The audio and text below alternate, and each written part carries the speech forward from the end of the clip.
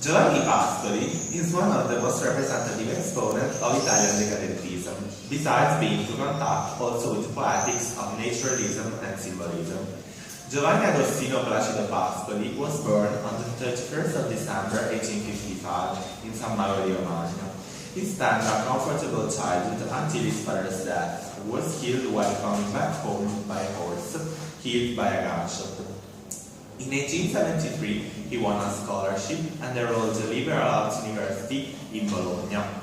Due to his participation to a protest against the Ministry of Education, he had to interrupt his cursor studies, which would be continued only later by graduating in Greek literature in 1882. After his brother Giacomo's death in 1876, Pascoli aspired to reconstruct his father's familiar memories, and so moved to Massa with his sisters Ida and Maria. It is during these years that, starting from the biographical experience, many themes of Pascoli's poetics were developed, such as the suspicion towards everything which grew beyond the nest, that is, his house, and a beatful obsession for the familiar objects, in particular of his sister. After Ida's marriage, he moved to Castelvecchio with Maria, who will see to the publication of his works. Pascoli died in Bologna on the 6th of April 1912. Pascoli's literary authority took shape gradually, starting from 1891, the year in which the poetic collection Milice was published, being expanded later. He won 12 times the prestigious contest of Latin poetry in Amsterdam, and also taught in many Italian high schools and universities, such as in Messina, Pisa, and Bologna. In 1903, the Canti di Castelvecchio, another poetic collection, was published. Pascoli's poetics harmlessly combines both tradition and innovation, being able to be considered both the last classical literary expression and the first modern literary sensitivity in Italy. This symbiosis emerges also in the register used, which is, although being humble, also very precious and rare and almost aesthetic. This duality also emerges in the poetics of the fanciullino. Though being present and potentially present in every man, only the poet has the privilege to make him live and talk inside him, showing things which are usually left out with deep significance.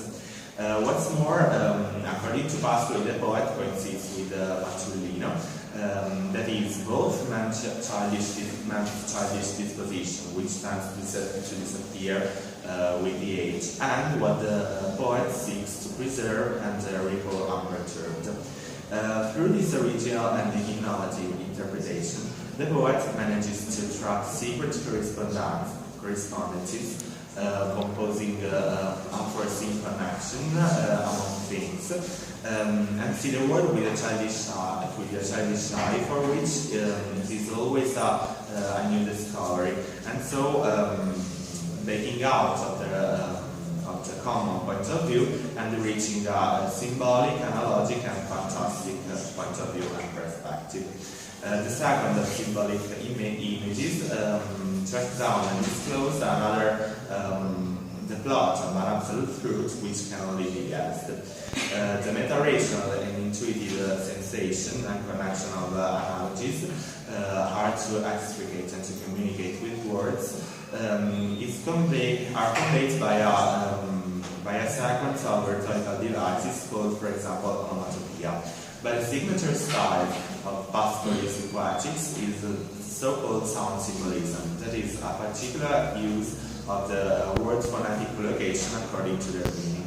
So, words in Pascoli's poetics both become more specific and exact in their description of the environment, and are closer to their meaning thanks to the sound symbolism. One of Pascoli's main works is so-called Milice. Milice is a collection of poems published in 1891, whose final edition would gather works written between 1877 and 19. So, the title Nietzsche corresponds to the English word tamarists and takes inspiration from a passage of the Bucolica Carmina written by Virgil that Pascoli reports as an epigraph to the collection. The word Nietzsche both refers to an apparently colloquial poetics and to a number register, and connects the work to a poetics rich of elitarism and grace. The dualism humble novel is a feature of this work and of the entire Pascoli production. The structure plays a central role within the play. The main edition has seen the number of the components of the works increasing, but their position has become more studied and more refined. The titles of these 15 sections in which the work can be divided into can give the idea of the general atmosphere of the work. Memories, thoughts, but also delights and pleasures. The sections are interdependent, given that though constituting precise conceptual bonds, they are often linked by frequent logical or thematic cross-references, which connect also poetry belonging to different sections.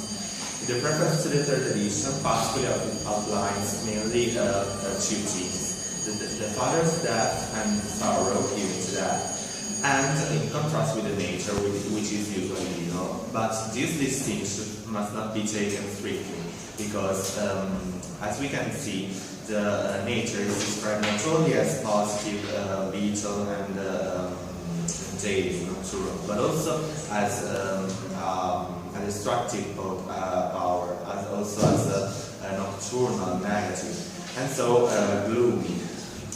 The poem of the collection Nietzsche instead marked the top of the naturalistic symbolic poetry in Italy. In fact, as regards the former, the poet feels the necessity to communicate really precisely and better what the real nature that is in front of him, and so uses more precise words to describe the flora, the fauna, and the agricultural jobs. As regards the latter, we must say that at the top, at the center of the poet's attention, there is the lyrical ego. And going along with its perception, the poet reveals us a series of analogies and symbols which disclose the reality, the poetic